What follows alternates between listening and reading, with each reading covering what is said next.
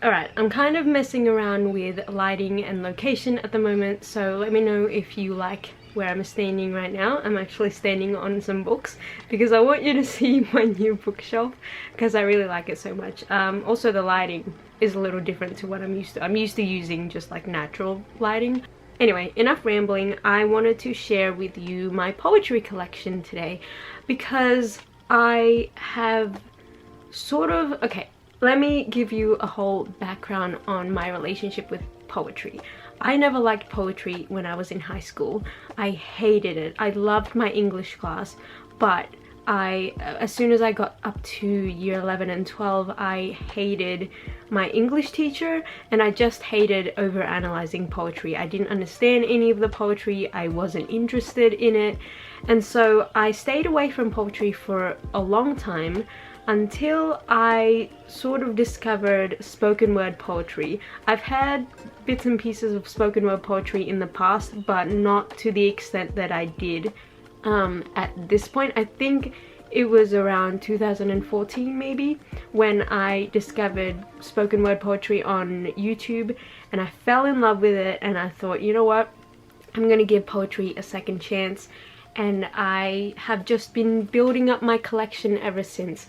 And like with me and poetry, with me and buying books, I think you'll know that I don't buy a lot of the books that I don't enjoy, and so most of the time I try and find you know, a digital copy of a book that I want to read or something, and then if I really enjoy it, I will buy myself a physical copy. And with poetry it's the same, especially because spoken word poetry, I mean poetry collections are a lot more expensive, and so it took me a long time to sort of build up my collection enough to want to show you in a video, because I thought I just didn't have enough. So yeah, let's just go through the poetry books that I have. The first one is actually a poetry collection by one of the poets that I discovered, one of the very first spoken word poets that I discovered, and that is a poetry collection called No Matter the Wreckage by Sarah Kay.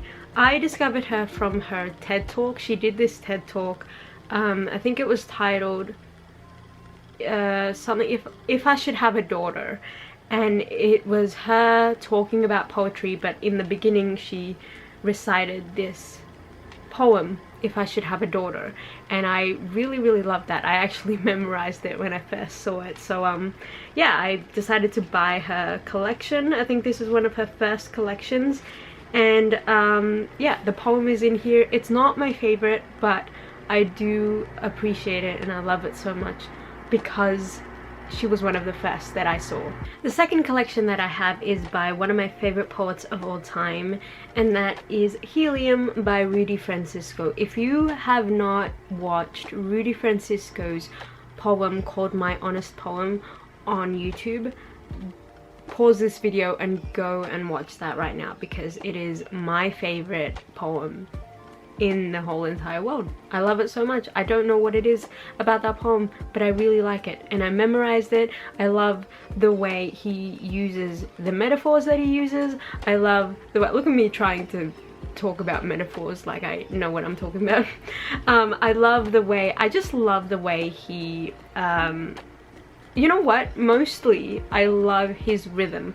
I love the rhythm that he has in his poems. Here's the other thing, I think, side note, I think one of the reasons why I really like spoken word poetry is because it reminds me a lot of like rap music, and I used to memorize, I used to do this thing when I was younger because I have an older brother and I wanted to listen to the music that he was listening to, and he was really into rap and R&B and hip-hop and all that, and so I listened to those kind of music too, and I really enjoyed rap because I loved the rhythm, and I think that's what made me realize why I like all these spoken word poetries is the rhythm mostly. Like I love the words and all that stuff, and I love the way the words are put together, but I think the reason why I like certain words put together is because I like the way it sounds. I like the cadence and the rhythm of it all, and Rudy Francisco's like way of speaking and way of talking, like in his poetry. I just love his rhythm. I think that's the baseline of why I like all of his poems, because I just love the rhythm of it, which I know it's a bit hard to explain, but yeah, definitely read this if you liked what you saw from my honest poem. I have solar-powered confidence and a battery-operated smile.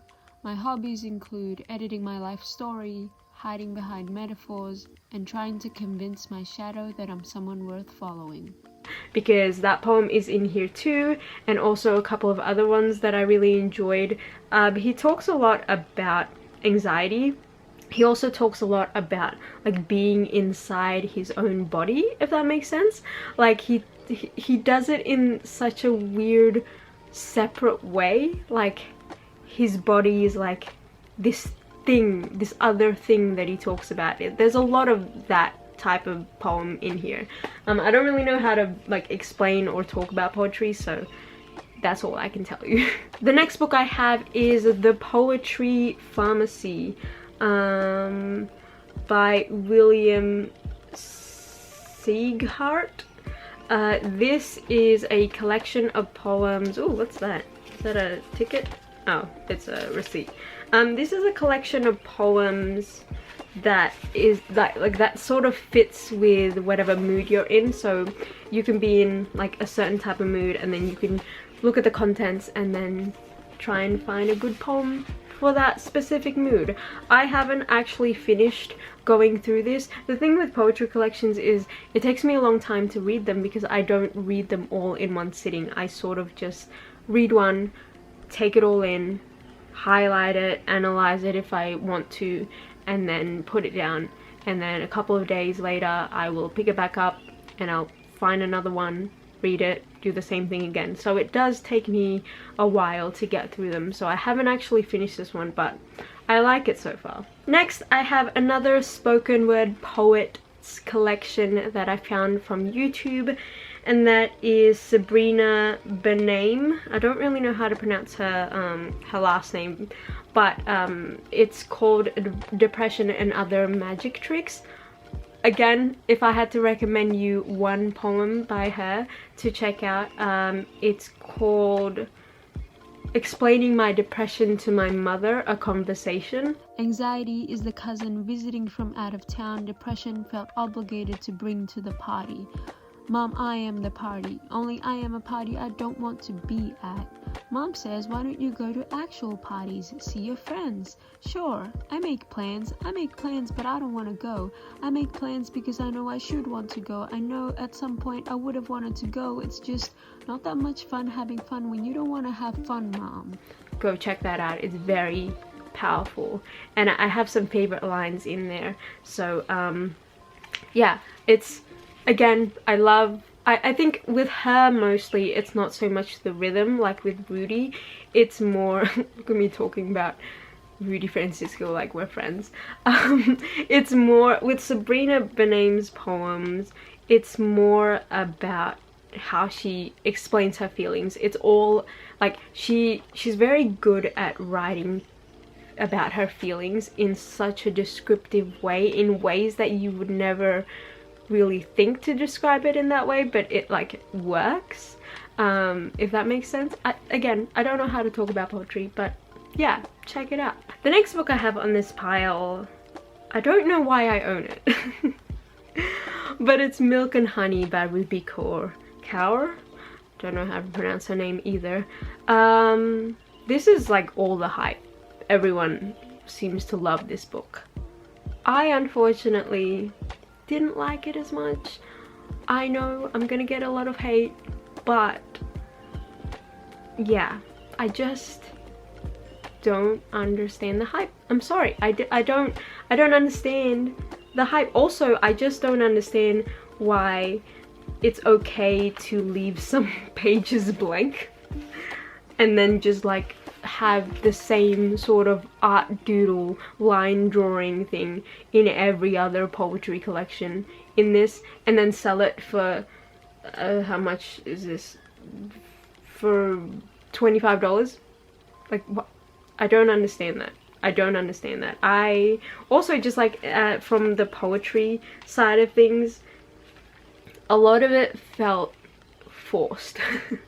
I'm not saying that she didn't have the experiences that she had. That's completely not what I'm saying. But the way it was written and stuff, I don't feel like I know how she writes, because it sounds very like every other poem on Instagram, you know?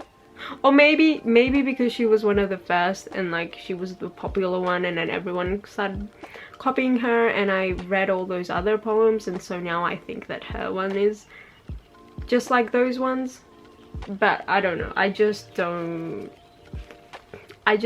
see, I don't like it. Okay, that's all I'm gonna say. I don't know what else to say. I just don't like it. So that's probably gonna go away in my next poetry collection video. Next up, I have one that I haven't actually read, but I am excited to read it because it's called Rendang by Will Harris.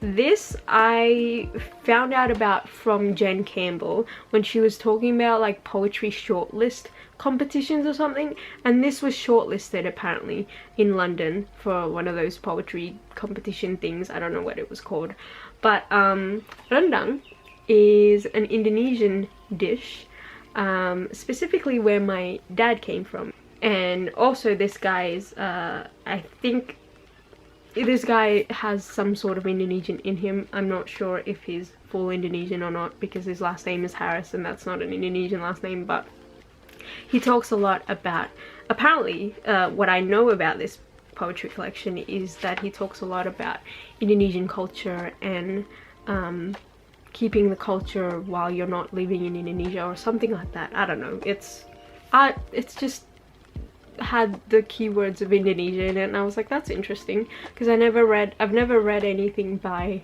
an Indonesian author before, because I can speak Indonesian, I can read a little bit of Indonesian, and I can write Indonesian, but not, I wouldn't be able to do it like constantly, like when it comes to reading. Like I speak fluently and all that, but I wouldn't be able to like read a whole novel. Next up, I have another one of my favorite poetry collections, and it's Sea of Strangers by Lang Leave. I read another one of Lang Leave's poetry collections called Lullabies, and I didn't really like that because it reminded me of those like short form Instagram-y type poetry. That's what I thought it was, and so I was about to not pick up any of her other books, and then this one came out and I picked it up, and I'm glad I did because I absolutely loved this one. Let me see if I can find a poem that I can read out to you. There are days when the melancholy settles on you, like a sudden change in weather, the kind of sadness that is intangible, like the presence of an ache where you can't pinpoint exactly where it hurts, you just know it does. The way Lang Leave writes is very simple and very hopeful. I feel like she writes a lot of things where it's a little bittersweet, but there's always a little bit of hope at the end of it. This one, she talks a lot about love. It's mostly centered around love and loving yourself, loving your partner, loving your family, just loving where you are and all that stuff. So yeah, it's really beautiful. And the last poetry collection that I have is another one of my favorites, and it's one that I picked up on a whim. I didn't know who this poet was. I didn't know what this collection was about. I was just at the bookstore and I was browsing, and this looked like an interesting thing, so I picked it up and I bought it, and I'm so glad I did because I absolutely loved it. And it's called Between You and These Bones by, I don't have my glasses right now, so I'll just show you the author. But this is what the cover looks like, and I really like it. This one is one of the first poetry collections that I've read that talks about a lot of sad things without it sounding sad, if that makes sense. Like there's a lot of like deep that sounds so vague. There's a lot of like heart-wrenching type of poems in here that just broke my heart, and I absolutely loved it. Also, the art style is not like a lined drawing type thing. See, this is all I want in poetry collections. Just have a different artist do your artwork, illustrations in your collection, because they're all starting to look the same.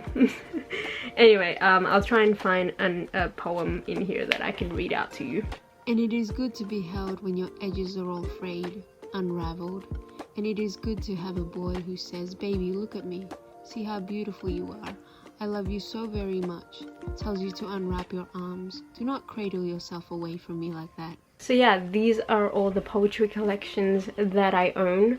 It's probably going to grow soon because I'm really trying to focus on reading more and more poetry this year, because I don't really know my style, like the style of poetry that I love. I don't like, I want to find some more, especially modern ones that I enjoy, because I just recently read The Princess Saves Herself in this one and I didn't like that one. So yeah, that's the end of the video, I guess. Let me know if you guys want to see me talk about poetry more, what kinds of things you want me to talk about when it comes to the, you know, if you want me to like recommend you some spoken word poetry stuff, let me know down below and I'll definitely do a video like that soon. Yeah, I hope you're having a great day and I will see you in another video soon.